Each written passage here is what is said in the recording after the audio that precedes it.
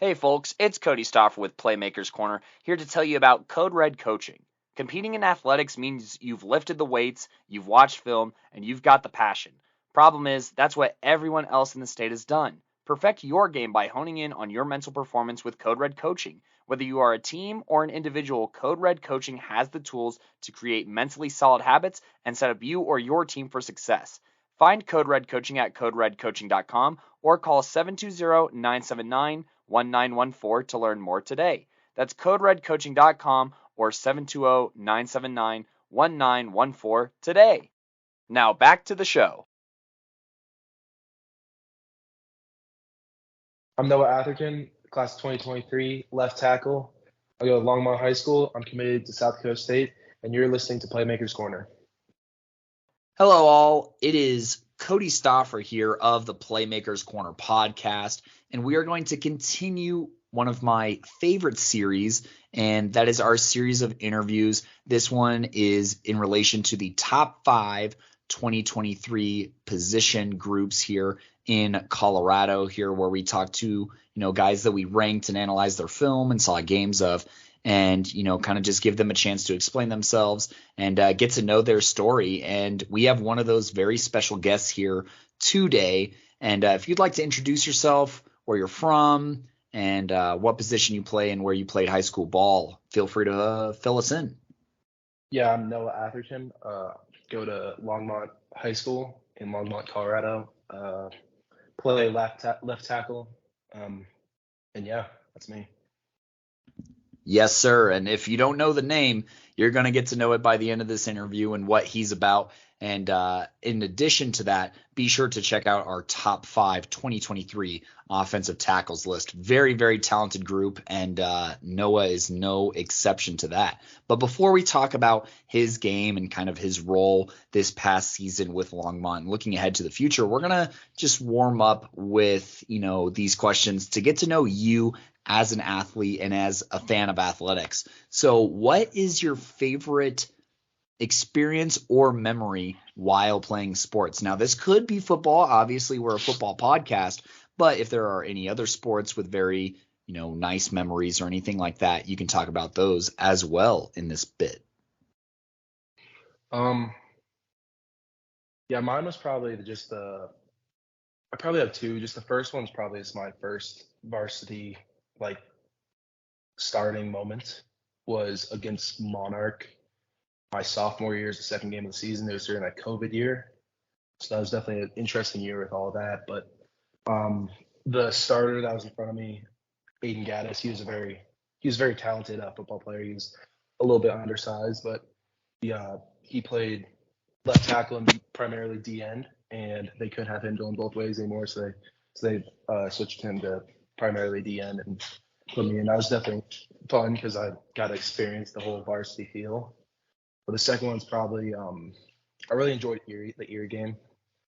Even though we lost this year, it was a fun game. I got go up against Jackson Calgo, which was nice to get the experience going against a high level athlete that made me feel like I'm ready for the next level. No, those are both awesome. And that doesn't happen to be Cole's other brother, is it? It is Cole's other brother. Yeah, he was about the same height, but he's a lot stockier. He could squat, I think 465 was his thing in high school. Now he's insane. He can squat like 655. He sent me a video of yesterday. Oh, we're still my good friends. He's an insane athlete. Well, that's awesome just to hear that it seems to be a bit of a family thing here in Longmont, because, one of the other questions we have is, how does it feel having been able to play with your younger brother as well?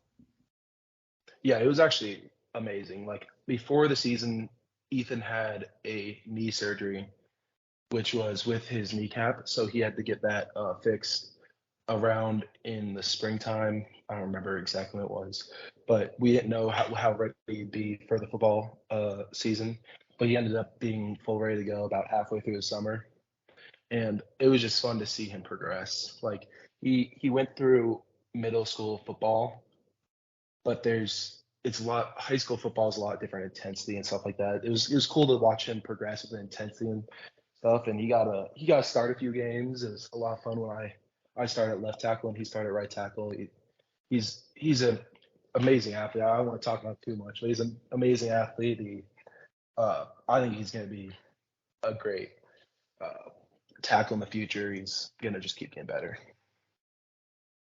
Well, I think it's just really cool to see, both you and the Gattises, the Gattises and Athertons holding it down here in the 2020s. So, that's a sweet deal. And we're definitely excited to see his career progress as well. And we are just very interested to see how that went. But, I think obviously, that first varsity start, you get under the lights and it's a whole different vibe. I mean, you talk middle school to high school.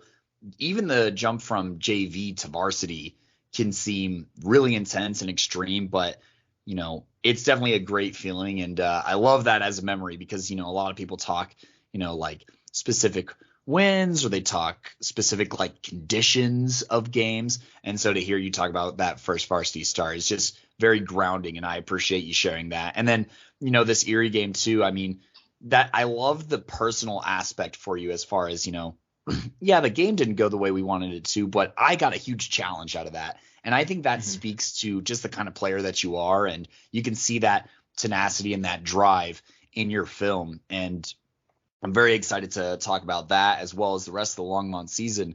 But for the time being, we're going to have you flip seats into the, spectator's view and ask you, what's your favorite sport viewing experience as a fan? And this could be a game that, you watched as a kid live, whether it was high school, college, professional, semi-pro, or this could be a game that you saw on TV and it's just like, yeah, I love this team so much and they accomplished this and I just remember the whole day or what have you. So have at that question as well.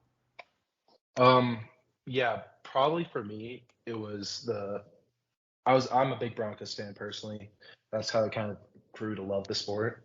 So just watching the 2015 Broncos was like one of the coolest experiences, just watching Von Miller specifically and just his athletic ability, and especially in the Super Bowl and the AFC Championship game against the Patriots. I like just his athletic ability with him getting all the sacks, strip sacks, about how he was able to get so low to the ground and just go right under the tackle was crazy to me. And it just shows about how I don't know, I just find it interesting with the level of like skill that these people have. Like the fact like people making it to college is really hard to do. People succeeding in college is even harder. And people getting to NFL is even harder. And like succeeding at that high of a level it's crazy to me. So I just think that was kind of the coolest thing just to watch like on TV. No, that's totally valid. And, that's one of my favorites as well. I grew up born and raised in Colorado, so I grew up a Denver fan. And, that was a fun year for us too. And, I guess now that you're looking back on it, you're just like, man, if somebody comes at me at like a 25-degree angle off the edge, I'm going to lose my mind. That's a NFL move. What are they doing with that? Yeah, it'd have to be a little acclimated to that. It'd be crazy. But, I think that with your tenacity and with your reaction to challenges, I think you'll get it around to it if you do see it. But, I guess kind of transitioning a little bit to more you and talking your game. What was your reaction to our game, or to our evaluation of your game, pardon me, and kind of where you landed on our list and, the categories and stuff where, we favored you very highly in size and in strength and, some of our critiques. What did you have as far as like thoughts on all of those things? And, we like to ask about the critiques and stuff just because this is your chance to defend yourself or explain context potentially, because, we don't get the full story unless we're told about it, right? So if there's anything beyond our straight eye view, that's fine. But feel free to kind of poke and prod at our reaction to your game. Yeah, I loved hearing my name on your guys' podcast. I really appreciate everything you guys do, just giving awareness to Colorado sports that's hard to find. Like Colorado sports isn't given enough recognition for what we have in athletes. But it, you guys, I'm pretty sure you guys ranked my pass blocking pretty high, which I agree with that. I feel like just having played under with like Keegan Patterson for the first 2 years of me starting, we were primarily a spread passing offense, which that's where uh, I got experience in pass blocking, and we're pass blocking 80% of the game. And when we would run block, it'd be, I don't know, we try and make it look like we were pass blocking. So it's just going into my senior year when Keegan was gone, you guys ranked my run blocking a little bit lower than I would have liked, but I could see what you guys are seeing there with just how it was kind of different for me. It was kind of a new thing for us to go into a power run scheme with Keegan leaving, and then over the summer we saw that we're getting a short quarterback, which he was going to be a first year starter, and we might not pass as much. And then Cole Gaddis, over the summer, we very quickly learned that he is insanely hard runner and an absolute dog out there. So we kind of figured out that we're going to be primarily a running team and still try to pass with that. So it was kind of a new thing for me to learn how to run block. So I kind of had to relearn that over the summer, and I feel like it got better over the year, but definitely didn't start out as well as I wanted it to. But yeah, I appreciated the ranking, and I saw that you guys had those ranked higher and lower, but I see where it is. I think my run blocking could get a little bit higher, but I don't know. It's your guys' ranking. No, and I think that's a fair reaction, especially because I mean, like you said, philosophically, that's like a 180 on what scheme you're running and how you're running it. So that is a little bit of a tall order, and like you said, just very different things. But I mean, obviously, I think that y'all made it work out here. And I'm gonna go ahead and just kind of jump into this season a little bit. We've been kind of talking about it a little in and out here, and I want to start with the positives here first and some things that you're happy with about this past season and some goals that you think y'all were able to achieve. So losing that many offensive starters and even defensive starters, we were a little worried at the beginning of the season, but we felt that we could still succeed with the athletes that we had brought to us. Like, there was a lot of people that stepped up from going to the JV to varsity level, and a lot of athletes that even came in as freshmen and contributed a very large amount to us. Like, our goals were probably just that we wanted a championship, and we knew that we had to grow a lot to get there. And specifically, we also wanted to get to the playoffs and make a very good playoff run in that. And I feel like we did that. I feel like we made the playoff run. We tried our hardest. We lost a few players to injury before the last game, which hurt us. And I feel like with this season, we had multiple people pushed into different roles that they have been normally asked to do. Like Griffin Taylor, he was primarily a fullback and defensive tackle. He played guard at the beginning of last season, the season with Keegan, the one that was before this last one. Yeah. And Cole Gaddis playing middle linebacker and being moved to running back was insane, and just how well he took that.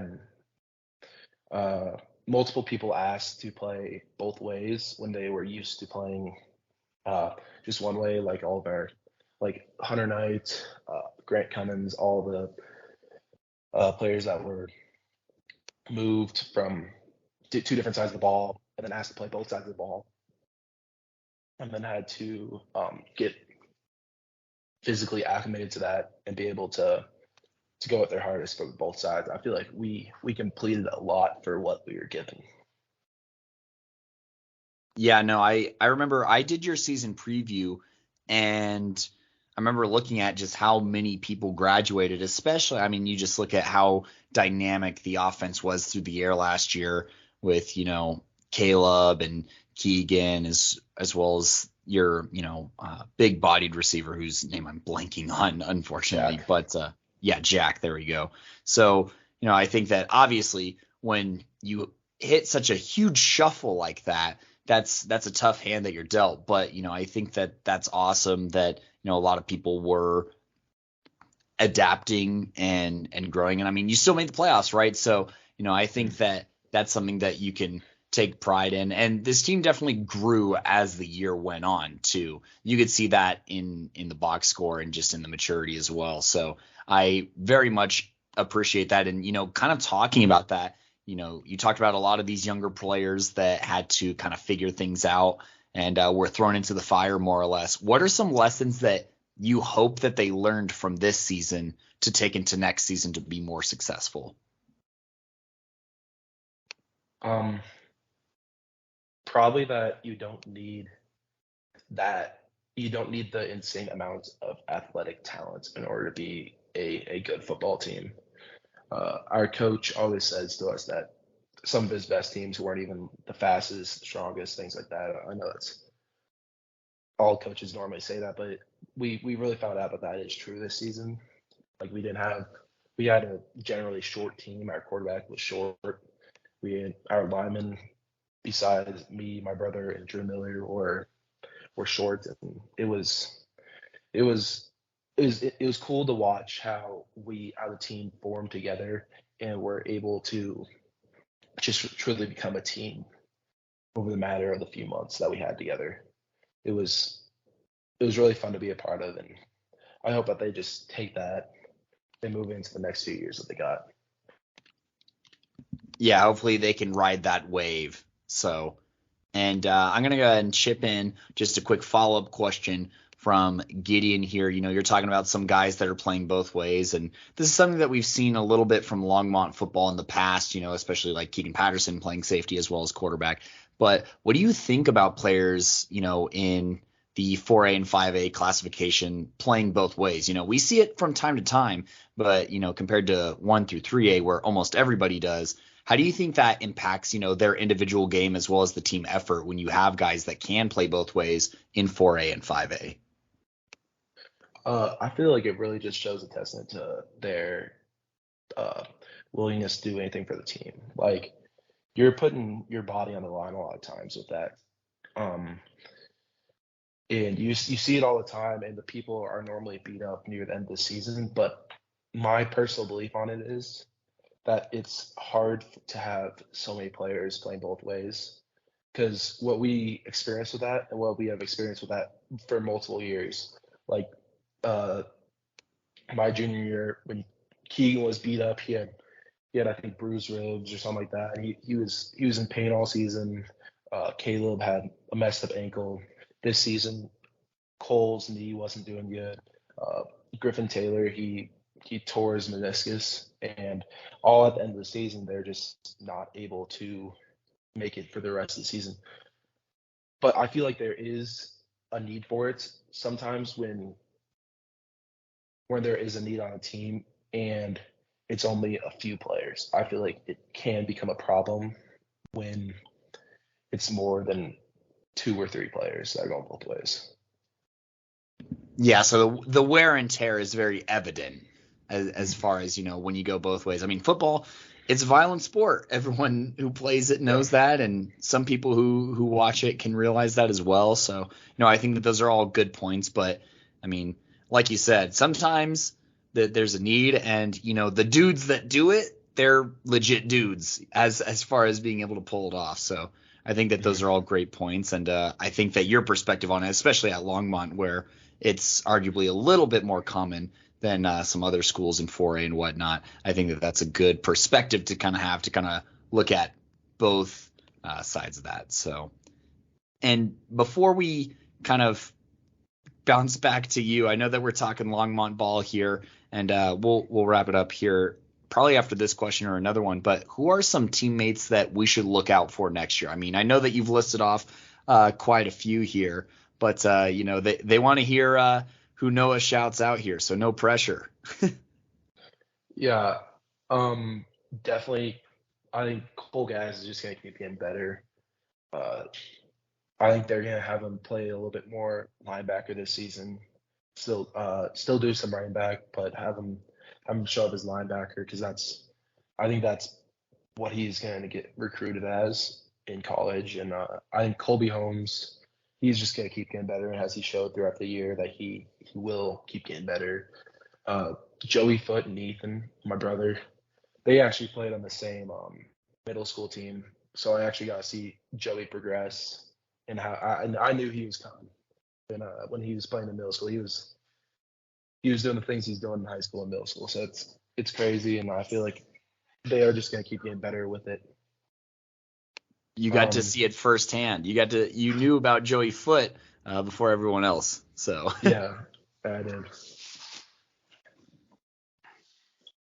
Yeah. And definitely like our guards that played both ways with Hunter and Grant. There's just so many players that are younger players that are just gonna keep getting better.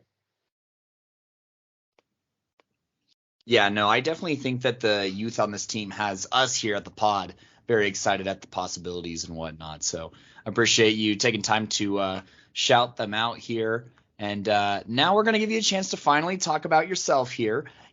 As far as, we talked your game and our evaluation of your game. But now we want to ask the prospect himself. Noah, what would you say are 2 to 3 qualities that separate you from other prospects, either in the state or in the country?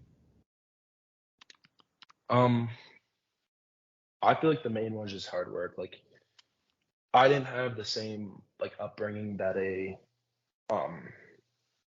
college athlete normally has with that sport that they're going to college for. With in middle school for me, I played on the Sky Falcons team, and I actually didn't play at all, like to like very little amounts, and it was hard for me. I didn't want to do football anymore, so I felt like, but I just feel like I worked through that and just worked on certain skills that I needed to get better at because I did have a dream of becoming a college football player, and I feel like people are just going to keep seeing that through me, just that I will just keep getting better throughout each year.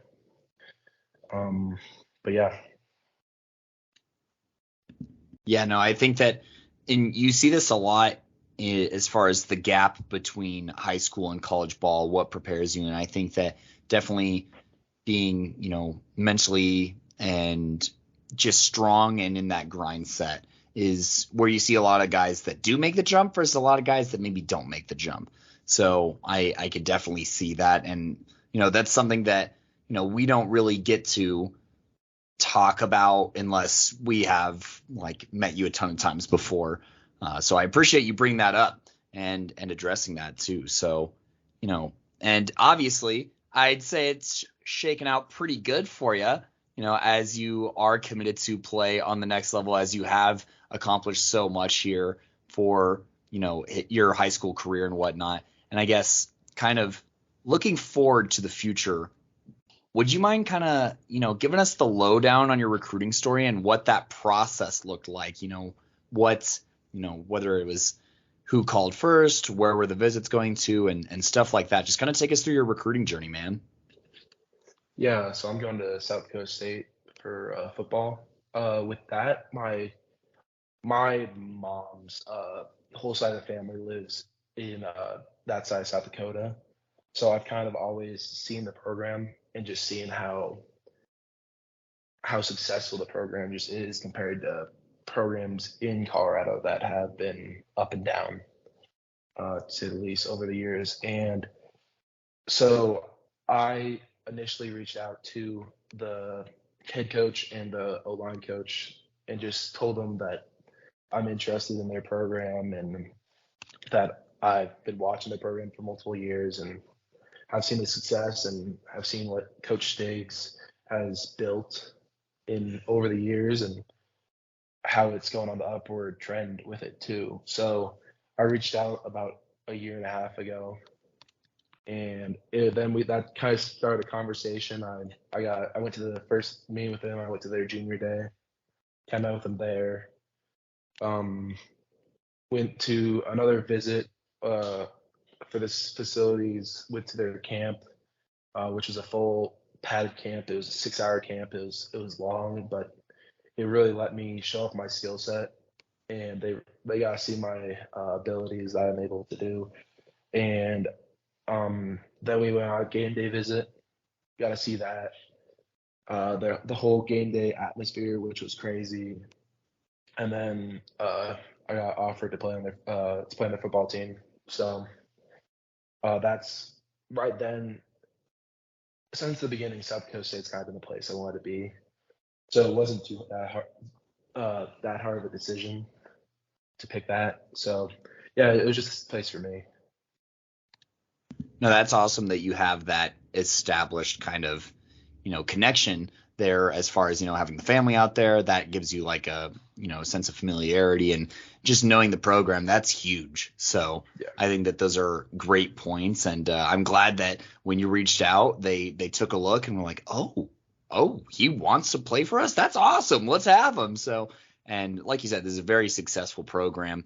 And I mean, with you and Griffin Taylor going to teams that both won and played in national championships, how do you think that Longmont itself has contributed to your abilities being sought at, for the highest level? And that's a question via Gideon here.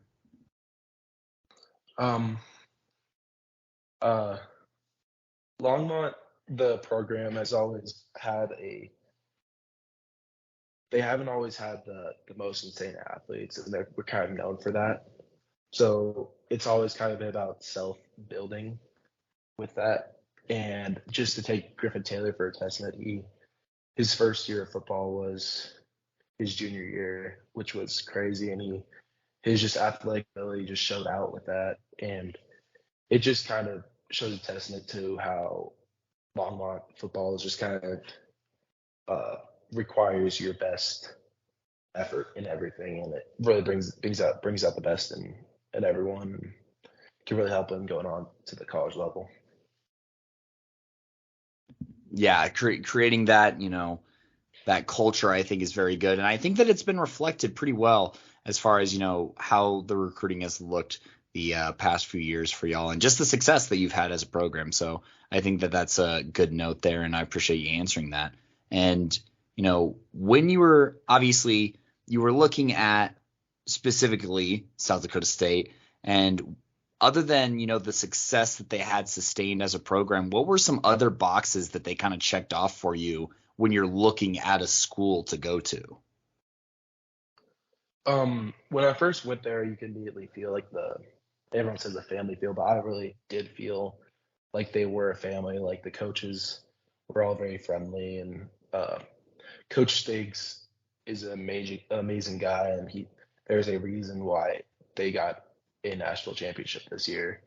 And he really just made the whole program feel like a family feel. And I don't know if you know, they recently, Coach Stiggs recently retired, and the new coach is a coach that was already on the staff in Coach Rogers, and he's just gonna bring that exact same feel. He's been on the staff for I think 15 years. He played for Coach Stiggs for 4 years.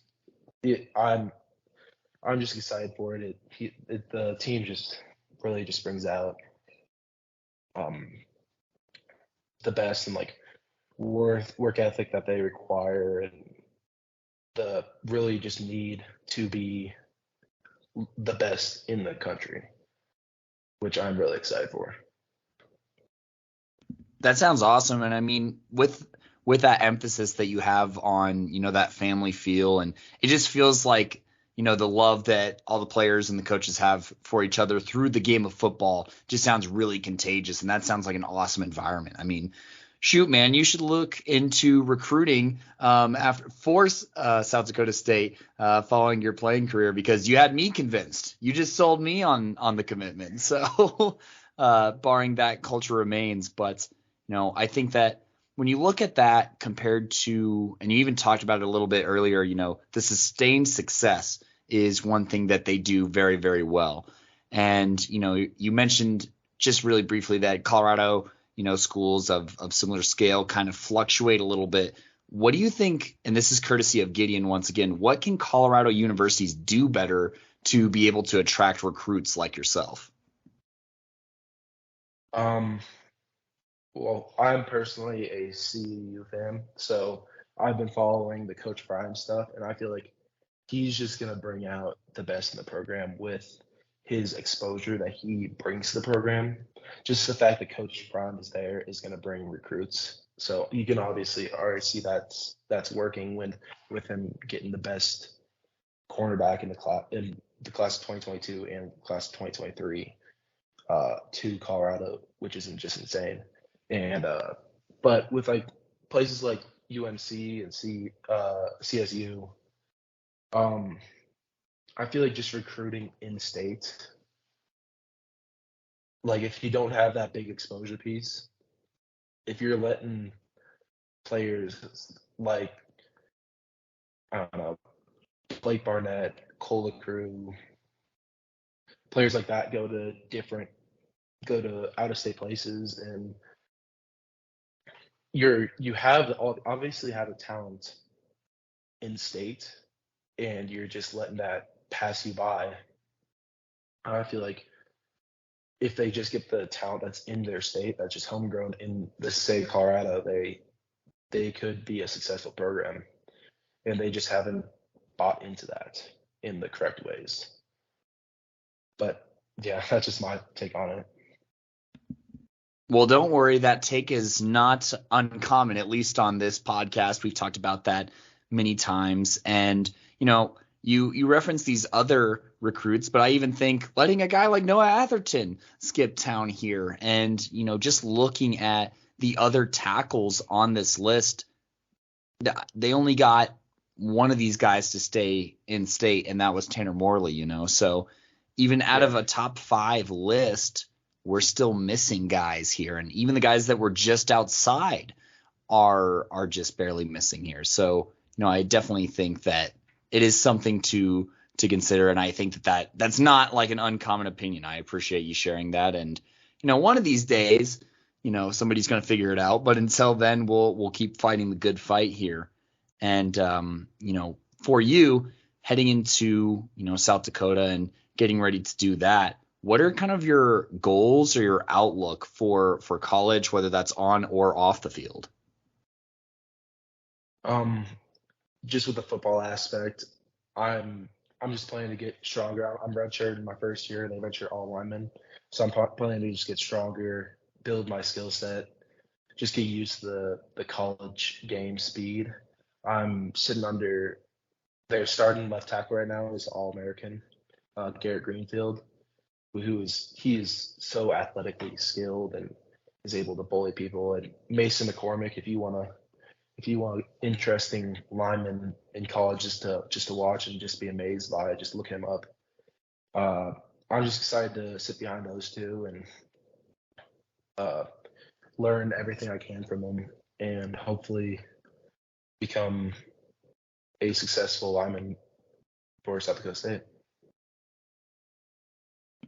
Yeah, no, and we're excited for that for you. And, I think that those are good goals. And just, I like, obviously everyone wants to play as soon as you get there. You don't go commit to play football because you don't like football, right? But I also think that it's nice for you to have, this kind of eagerness to learn from behind some of the best to do it on the college level. And so I think that that's very exciting, and looking to replicate and even exceed at some point, hopefully, that those skills and whatnot, and be able to grow in that role. I think that's commendable, and I think it's very doable. We believe in you here at the pod.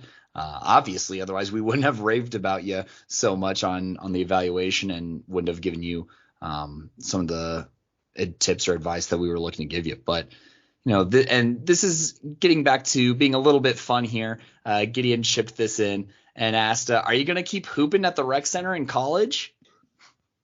Well, right now I'm just recovering from my knee injury, so hopefully once I get good with that, and hopefully keep hooping with that. So basketball has always been a love of mine. It's a great way to just stay in shape, and it's always fun. So yeah, I'm hopefully gonna keep doing that.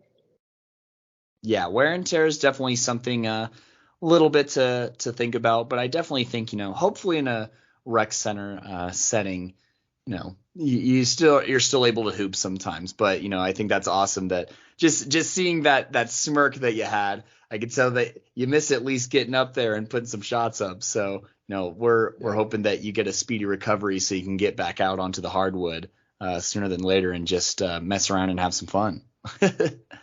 Excited for it too. So, and as we kind of turn towards the back end of this interview here, we do want to know whether these are up and coming players at Longmont or these are up and coming players anywhere. Either way you want to look at it. What kind of advice would you give to high school athletes making their way through high school who aspire to go to the next level, whether it's about recruiting, school, football, what have you? What advice would you like to impart to that next generation of players? I feel like with my recruiting journey, it's kind of just shows that you kind of want to make it known that you want to be there. And if they know you want to be there, they'll know that you'll put in enough work to get to the place for you to be a successful player. And so I just think whether it's DMing coaches or just reaching out any way you can, just let them know like what you like about their program and why you want to be there, just so then they know that you want to be there. And if they recruit you, then they recruit you, and you'll get to play at the place you want to be. And yeah, that's just what I got. Yeah, no, for sure. I think that's something to take away as far as popular quotes and whatnot is you miss 100% of the shots that you don't take. Wayne Gretzky, Michael Scott. So, I think that your journey's a great example of that because like, hey, I'd love to play for South Dakota State. And now look at you. You're going to have an opportunity to play there. And I think that's so exciting. And, I think that's really, I don't want to say rare necessarily, but a lot of people's first choice kind of changes just kind of depending on the process and stuff like that. So for you to call your shot, we're going to hit a home run to left field, left center, and then to do exactly that, that's really exciting. And we are so, so excited to see how that process kind of plays out. And, I think that would be a fun, we're looking forward to your career there. And yeah. And speaking of your career, Gideon has a chip in here, and we're kind of bouncing back a little bit to that Longmont days. They're not so far away. And he's curious, who would you say is the most underrated player that you faced in your high school career? And, whether it's the same player or a different one, who is your favorite matchup as you were playing high school ball? I don't know. Probably again, Jackson Calgill. It was just a fun game when it was just physical throughout the whole entire time. It was us two bumping heads each and every time. I remember talking to my buddy Drew, and he was pulling sometimes to hit him, and we were just like, oh my god, like our heads were just like in scrambles, but it was just so much fun. I felt like I just loved the competition there. So yeah, I don't feel like he's underrated because like he's obviously getting a good amount of people to go against in with recruiting, but underrated player. We didn't even play against him, but it'd probably be Aiden Gaddis. He was an absolute hustle animal, and I only got to go up against him my junior year and sophomore year. But we didn't play, we just played each other in practice, and he was a guy that went. He never had an off switch when it came to practice. He wasn't just walking through practice. We were going full on, and the one-on-ones against him was crazy. And it was just competition the whole entire way. he was strong, and I just felt like it was just fun to play against them. No, I think that's a fair evaluation of both those guys. And I would say, Calgo, he's rated, right? Maybe not underrated. Yeah. He's rated. He's not overrated. He's rated. I know that for sure, but he's rated.